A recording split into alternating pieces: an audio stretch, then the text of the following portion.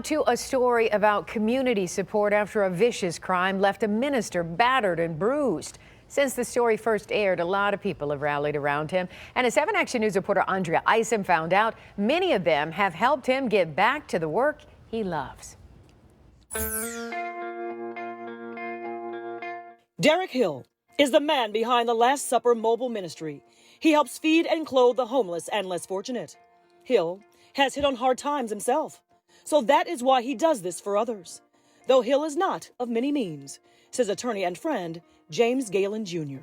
He gives plasma so he can afford the gas to pay for his ministry, which is in the Tri-County area. So does no good deed truly go unpunished? Well, this is how 52-year-old Derek Hill looked after a vicious attack that could have taken his life.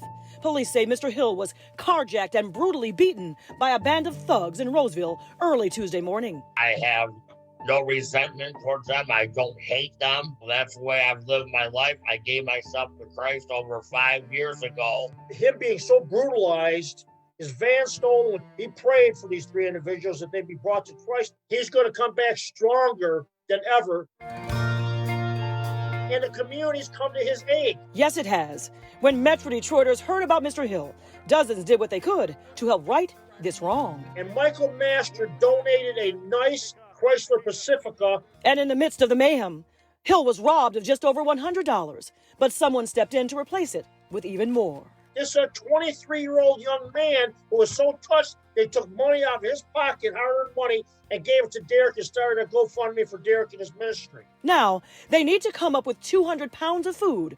All of it was stolen with the van, because Hill wants to continue to bless others with it.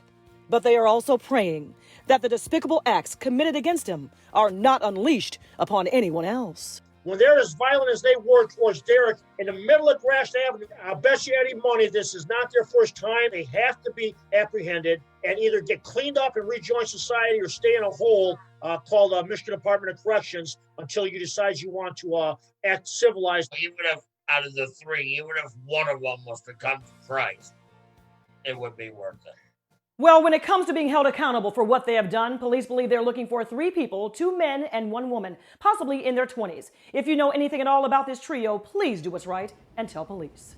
I'm Andrea Isom, 7 Action News. How nice is that, Dave? Just beautiful. Good to see people stepping up.